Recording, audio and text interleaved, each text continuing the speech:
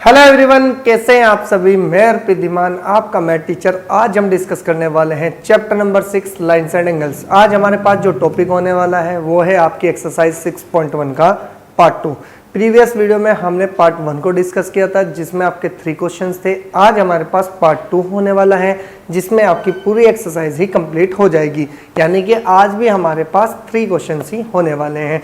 3 previous video में हो गए थे, 3 ये हो गए। आपकी एक्सरसाइज 2 पार्ट्स में कंप्लीट हो गई है। ठीक है, तो अब मैं आपसे एक और इन्फॉर्मेशन देना चाहता हूँ। भाई पहले जाओ इंट्रोडक्शन पार्ट अच्छे से कवर करो अगर आपने अभी तक नहीं किया है। 4 पार्ट है आपके पास, 3 पार्ट आपको अच्छे से करने हैं, 1 पार्ट आपका आउट ऑफ सिलेबस है लेकिन आपका कंपटीशन में बहुत काम आता है। ठीक है, तो चलते हैं अपने क्वेश्चंस पर आज की। देखते हैं एक्सरसाइज 6.1 के पार्ट 2 में कौन कौन से क्वेश्चन होने वाले हैं।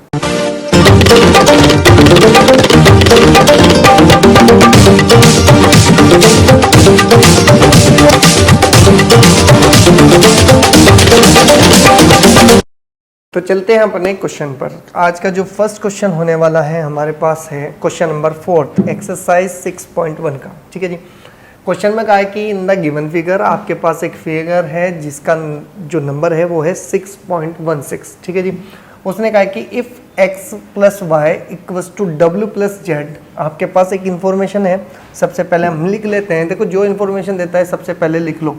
ठीक है जी, हमारे पास क्या इन्फॉर्मेशन है जी, हमने कहा कि we have x plus y equals to में आ जाएगा आपके पास w प्लस जेड। इसको मान लो इक्वेशन नंबर 1 जो कि हमें गिवन है। ठीक है ना। देन प्रूव डेट, आपको प्रूव करना है कि टू प्रूव कि A O B is a line. यानी कि हमें ये प्रूव करना है कि ए ओ पी जो है हमारे पास एक स्ट्रेट लाइन है। ठीक है जी, तो कैसे करते हैं ध्यान से सुने। आपको पता है कि हम यहां से लिखे हैं कि we know date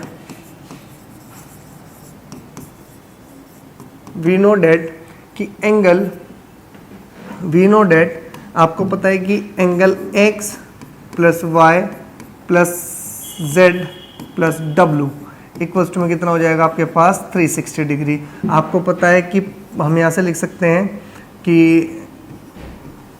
angles at a point, अगर किसी पॉइंट से, आपको मैंने इंट्रोडक्शन जब आपके पास कराया था तो मैंने बताया था कि अगर किसी पॉइंट से आपके कितने भी एंगल बन जाएं उन सभी का अगर आप सम करोगे तो एक सर्कल बनता है और एक सर्कल 360 का होता है। यानी कि कंप्लीट एंगल बना, और कंप्लीट एंगल बनेगा इस पॉइंट से तो वो सारे के सारे एंगल का जो सम आने वाला है वो कितना होने वाला है आपके पास 360। पहली इंफॉर्मेशन यहाँ से आई।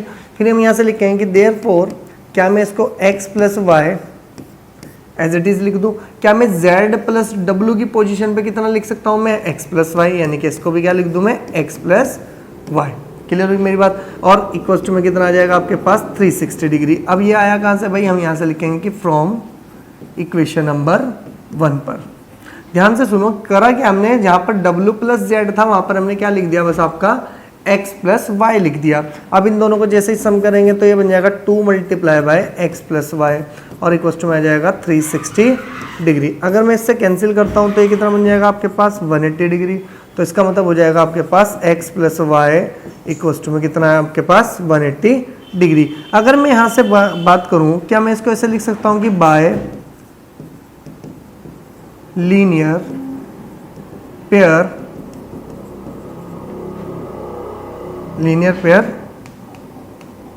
क्या मैं इसको ऐसे लिख सकता हूँ कि लीनियर पेयर एग्जाम्स। यानी कि जो मेरे पास आने वाली है कि मैं लीनियर पेयर से बताऊंगा अगर किसी दो एंगल का जो सम है वो 180 डिग्री बन जाए तो वो तभी पॉसिबल होता है जब वो एक स्ट्रेट लाइन पर बन रहा हो। तो हमें यही तो प्रूफ करना था कि जी भाई हमारे पास देखो x प्लस वाई कहाँ बन रहा है, एक इस स्ट्रेट लाइन पर बन रहा है, तभी इन दोनों का एंगल जो बना, इन दोनों एंगल का, यानी कि ये जो दो एंगल बने इन दोनों का जो एंगल था वो सम होकर कितना आया, दोनों का 180 डिग्री आया। और 180 डिग्री कब पॉसिबिलिटी है, जब वो लीनियर पेयर बने, यानी कि एक स्ट्रेट एंगल बन जाए। ठीक है ना। तो हम यहाँ से लिखेंगे कि therefore A O B is a line. क्या हो जाएगा भाई आपके पास, ए ओ बी क्या कहलाएगी मेरे पास, लाइन कहलाएगी। और यही हमें प्रूफ करना था। ये प्रूफ सिर्फ इस वाले पार्ट ने किया है। इस पार्ट ने कहा कि अगर मैं 180 डिग्री बना तो यानी कि ये जो दो एंगल बने x प्लस वाई ये किसी लाइन पर बने होंगे, इसीलिए हमने बोल दिया ये ए ओ बी पर बने हुए एंगल थे। तो ए ओ बी क्या कहलाएगी अब हमारे पास, वो एक स्ट्रेट लाइन कहलाएगी। तभी ये पॉसिबल हुआ होगा कि ये आपके पास 180 आया होगा। क्लियर होगी इतनी बात। नेक्स्ट क्वेश्चन पे चलते हैं। अभी आपको नेक्स्ट क्वेश्चन की बात कर लेते हैं। देखो पहले क्वेश्चन को पढ़ना है, फिर उसके बाद ही देखना है कि स्टेटमेंट हमसे क्या करवाना चाहता है। ठीक है जी। सबसे पहले उसने कहा कि एक फिगर है जी मेरे पास जिसका नंबर आपके पास दे रखा है।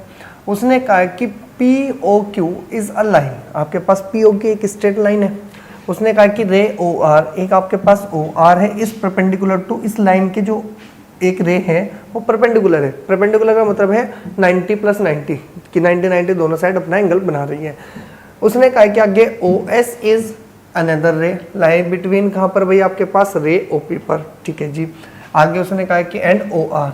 अब उसने कहा कि ओ पी और ओ आर के बीच में एक रे लाई करती है, एक तो ओ पी रे होगी एक ओ आर होगी, इसके बीच में कौन रे लाई करती है, अब आपके पास ओ एस करती है। अब वो कहता है कि प्रूव करके दिखाओ कि ये एंगल आपका इन हाफ ऑफ ये एंगल के बनता है। ठीक है। तो सबसे पहले ध्यान से सुन लो भाई, अगर मैं नेमिंग देता हूँ, सबसे पहले एंगल को नेमिंग कैसे देनी है ध्यान से सुनो। आपको पता है कि ये जो एंगल है ना यहाँ से यहाँ तक, कौन से वाला, ये वाला एंगल, अगर इस एंगल की बात करी जाए तो क्या मैं ये कह सकता हूँ कि ये एंगल 1 मान लो। ठीक है जी। इसको एंगल 2 मान लो, कोई दिक्कत तो नहीं है।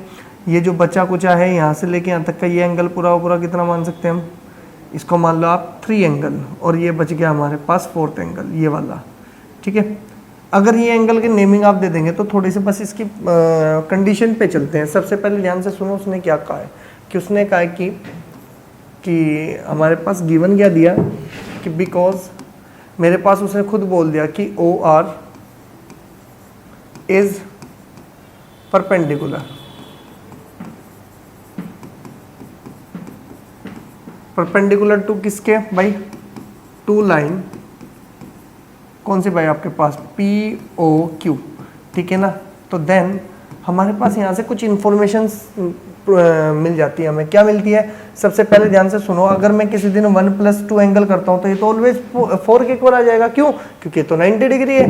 यहाँ से बनेगा मेरे पास कितना की देर 4 एंगल 1 प्लस के एंगल 2 इक्वल्स टू में एंगल 4, क्योंकि हम यहाँ से लिख देंगे कि ईच 90 कि दोनों के दोनों 90 है, और इसी को इक्वेशन नंबर 1 मान लो।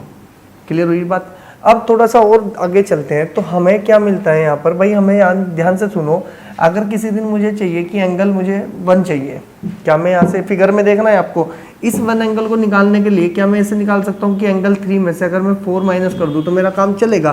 क्या लिख सकता हूँ मैं कि एंगल 1 इक्वल्स टू, क्या मैं ऐसे लिख सकता हूँ इस 1 को निकालने के लिए इस पूरे 3 में से अगर मैं छोटा सा ये क्या माइनस कर दूँ, आपके पास ये 4 माइनस कर दूँ तो मेरा काम बन जाएगा कि 1 निकल जाएगा। क्या मैं ऐसे लिख दूँ कि एंगल 1 इक्वल्स टू में एंगल 3 माइनस के एंगल 4। क्यों, क्योंकि मुझे पता है कि भाई अगर मैं थोड़ा सा रफ करके दिखाता हूँ आपको, देखो पहली कंडीशन तो आपने समझ ही ली। अगर मुझे ये बीच वाला एंगल चाहिए, ये एंगल 1 है मेरे पास, क्या है जी, ये एंगल 1 है, इसको यहाँ लिख लो 1 एंगल है, और ये आपके पास 4 एंगल है ये जो बैठा है। अगर मेरे पास इस एंगल को बात करूँ, ये 3 है, तो 3 तो सबसे बड़ा एंगल हुआ।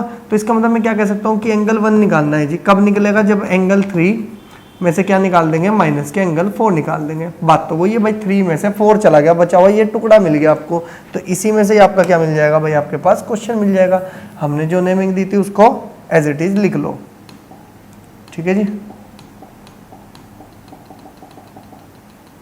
नहीं, हमें क्या करना पड़ेगा, रफ करके अपने आप ही मेजरिंग करनी पड़ेगी। देखो जी क्या क्या थी हमारे पास नेमिंग, ये आपके पास एंगल 1 था, ये एंगल 2 था, यहाँ से लेके यहाँ तक ये एंगल 3 था, और ये छोटा सा एंगल हमारे पास 4 था। ये इंफॉर्मेशन थी। अब ध्यान से सुनो, अगर मैं यहाँ से ऐसे लिख दूँ कि इसको आगे बढ़ाने के लिए कि एंगल 1 तो एज इट इज़ रहा, एंगल 3 एज इट इज़ रहा, माइनस के एंगल 4 की तो वैल्यू मैं निकाल चुका ना इक्वेशन नंबर 1 में, रख दो कि एंगल 1 प्लस के एंगल 2, कोई दिक्कत तो नहीं है। अब ध्यान से सुनो, जैसे ही आप इसको ओपन करेंगे ये बन जाएगा एंगल 1 इक्वल्स टू में एंगल 3 और माइनस के एंगल 1 और माइनस के एंगल 2। क्लियर होगी इतनी बात। अब ध्यान से सुनिए, जैसे ही 1 इधर आएगा तो ये तो 1 और 1 कितना हो जाएगा, 2 एंगल 1, और इक्वल टू में हो जाएगा एंगल 3 और माइनस के एंगल 2। क्लियर होगी बात। अब 2 तो चला जाएगा तो डिवाइड करने, जब ये डिवाइड करने जाएगा तो क्या मैं ऐसे बोल सकता हूँ इसको कि एंगल 1 इक्वल टू में 1/2 और साथ में कितना आ जाएगा एंगल 3 और माइनस के एंगल 2। क्लियर हुई बात। अब थोड़ा सा इसको इन्फॉर्मेशन में लिख दो कि भाई एंगल 1 क्या था मेरे पास, पहले तो एंगल 1 की बात करी जाए। एंगल 1 था मेरे पास, इसके अकॉर्डिंग लिखना ROS कि एंगल ROS इक्वल टू में 1/2 तो इज रहेगा।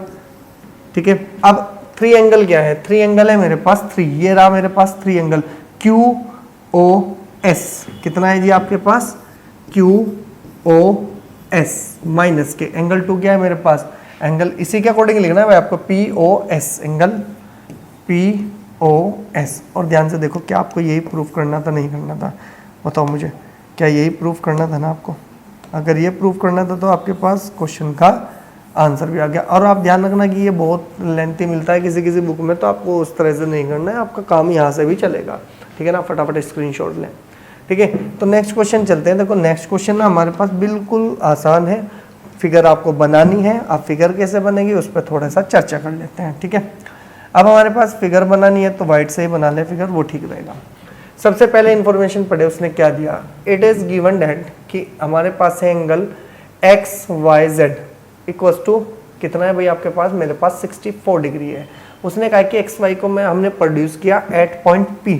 तो सबसे पहले अगर मैं बात करूं तो मेरे पास ये आपके पास कुछ एंगल था और हम क्या कह सकते हैं कि ये एंगल बनने के लिए हमें उसने क्या क्या दिया कि XY को प्रोड्यूस किया। उसने किसको किया भाई, XY को। तो इसका मतलब X ये रहा और Y ये रहा और Z ऊपर रहा होगा। तो ये एंगल कितना है आपके पास 64 डिग्री दिया और उसने कहा कि इसको प्रोड्यूस किया। प्रोड्यूस का मतलब इसको उसने प्रोड्यूस किया, आगे बढ़ाया। तो आगे बढ़ाया तो इसका मतलब आपके पास क्या रहा होगा, ये आगे बढ़ गया। ठीक है, और आगे बढ़ा, उसने कहा कि कौन से पॉइंट तक बढ़ाया भाई, उसने P पॉइंट तक बढ़ाया। तो आपके पास आ गया P। ये आपका डायग्राम कंप्लीट है लगभग। ठीक है, आगे उसने कहा कि draw from the given information. आप अभी तक इतनी इंफॉर्मेशन से ये फिगर बना चुके हैं। उसने कहा कि इफ रे YQ, Y तो ये रहा, Q कहीं ना कहीं जाएगा। अब तो रे बनाई उसने कहा कि ZYP इस एंगल को क्या करता है जी, वो बाइसेक्ट करता है। ठीक है जी, बाइसेक्ट कर दो यानी कि हाफ हाफ में डिवाइड कर देगा। ठीक है जी, ये आ गया आपके पास Q। ठीक है, अब ध्यान से सुनो, सबसे पहले छोटी सी इंफॉर्मेशन आप लिखेंगे कि लेट क्या, आप सबसे पहले गिवन लिखें, क्या है गिवन कि वी हैव कितना है जी मेरे पास एंगल XYZ इक्वल्स टू में कितना है आपके पास 64 डिग्री एंड लेट कितना है जी आपके पास की एंगल। आप सबसे पहले ध्यान से सुनो कि ये जो एंगल है आपके पास, क्या मैं इसको x मान लूँ और इसको भी x मान लूँ, क्योंकि बाइसेक्टर का मतलब है दोनों एंगल ही अपने आप में इक्वल है। तो क्या मैं ये बोल सकता हूँ कि एंगल ZYQ कितना है जी आपके पास ZYQ इक्वल्स टू में हो गया आपके पास एंगल QYP और इक्वल्स टू में मैंने मान लिया x मान लिया। ये चीज़ गिवन है, इसी को इक्वेशन नंबर 1 मान लो पूरी को। ठीक है, अब उसने क्या कहा कि उस चीज़ पे ध्यान दो कि भाई मुझे बाइसेक्ट दिया था, फाइंड करना है मुझे एंगल कौन सा XYQ, यानी कि जो एंगल फाइंड करना है XYQ यानी कि x प्लस 64 करना है। तो x निकल जाएगा तो x में कितना जोड़ना है, बस मुझे 64 ऐड करना है। और उसने कहा कि रिफ्लेक्स एंगल किसका बताना है, QYP का, यानी कि QYP यानी कि इसका ही क्या बताना है, मुझे रिफ्लेक्स एंगल बताना है। अब थोड़ा ध्यान से सुने, हम यहाँ से क्या लिखेंगे कि वी नो डेट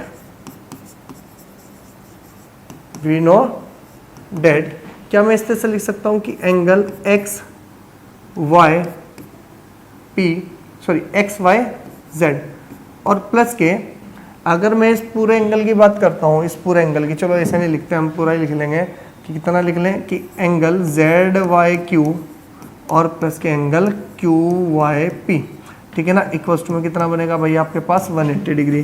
क्या मैं इसको ऐसे बोल सकता हूँ कि स्ट्रेट एंगल, कि ये स्ट्रेट एंगल्स हैं, इन सब का जो सम बनेगा वो 180 बनेगा। ये कंफर्म हो चुका, इसकी वैल्यू आपको दे रखी है इक्वेशन नंबर 1 में। तो कितना बनेगा आपके पास, ये बन गया 64 डिग्री और इन दोनों को लेट किया हमने x के इक्वल, तो ये बन गया x plus x equals to में कितना हो गया 180 डिग्री। इनको जैसे ऐड करेंगे तो बन गया 2x, ये जाएगा इधर माइनस करेगा तो 180 डिग्री माइनस के कितना बन गया आपके पास 64 डिग्री। तो 2x इक्वल्स टू कितना मिलेगा मुझे कि 10 में से गया 6 और 17 में से गया 1 तो आपके पास x की वैल्यू कितनी होगी, जैसे आप इसको करेंगे तो 5 और ये बन जाएगा 8। तो यानी कि मेरे पास जो x की वैल्यू आई मेरे पास वो कितनी आ गई आपके पास 58 आई। ठीक है, अब हमारा काम क्या है कि जो चीज़ फाइंड करवा रहा था ना उसको देखो कि क्या क्या बोल रहा है वो बोल रहा है कि एंगल मुझे क्या बताना है भाई एक्स वाई क्यू बताना है। तो एक्स वाई क्यू तो ये एंगल है, इन दोनों का सम है। तो हम यहाँ से क्या लिख सकते हैं कि now angle x Y Q equals to में कितना होगा आपके पास कि एंगल कितना हो जाएगा 64 डिग्री और प्लस के x। ठीक है, अगर हम यहाँ पे सोल्व करें तो कितना बन जाएगा कि angle x Y Q equals to आ जाएगा 64 डिग्री और प्लस के 58 डिग्री। टोटल कितना बन जाएगा जोड़ लो भाई, ये बन गया आपके पास 2 कैरी 1 और ये बन जाएगा आपके पास 2। तो यानी कि कितना बन गया मेरे पास 22 डिग्री 122 डिग्री। एक बार चेक कर लेते हैं, 8 और 5 हो गया 12 कैरी 1 ये हो गया 6 एज इट इज़। ठीक है जी, तो कितना एंगल मिला हम यहाँ से लिख सकते हैं जी कितना मिलेगा एक्स वाई कितना जी आपके पास कि x Y Q equals to में 122 डिग्री। तो एक तो आपका आंसर ये आया। ठीक है जी, एक एंगल आपका आंसर तो ये आ गया। फिर एक और पूछा उसने कहा कि भाई मुझे रिफ्लेक्स एंगल बताना है, किसका बताना है मुझे एंगल क्यू वाई पी। पहले तो क्यू वाई पी तो बता दो कितना है क्यू वाई पी, इसका मतलब एक्स है। तो हम यहाँ से क्या लिखेंगे कि एंड रिफ्लेक्स एंगल किसका निकालना है भाई आपके पास Q Y P equals to में हो जाएगा 360 माइनस के एंगल क्यू वाई पी। भाई जिसका भी रिफ्लेक्स एंगल निकालना होता है उसको हम क्या कर देते हैं 360 में से माइनस। तो ये बन जाएगा reflex angle q Y P equals to में कितना आ जाएगा भाई डायरेक्ट लिख दो कि 360 माइनस के। अगर यहाँ से देखा जाए तो ये x की वैल्यू कितनी है आपके पास 58, तो इसकी वैल्यू कितनी आ जाएगी 58 डिग्री। तो यहाँ पर लिख देते हैं भाई आपके पास कि रिफ्लेक्स एंगल किसका भाई आपके पास Q Y P equals to में आ जाएगा कितना 302 डिग्री। तो इसका मतलब आपके पास जो रिफ्लेक्स एंगल आएगा वो कितना आएगा भाई मेरे पास 302 डिग्री आएगा। और जो एक आंसर उसने पूछा था, देखो एक तो आंसर आपके पास ये आएगा, एक आंसर ये है, एक आंसर ये है, तो दोनों के आंसर आपके पास गिवन हो चुके हैं। ठीक है जी, तो आपकी एक्सरसाइज अब हो चुकी है कंप्लीट।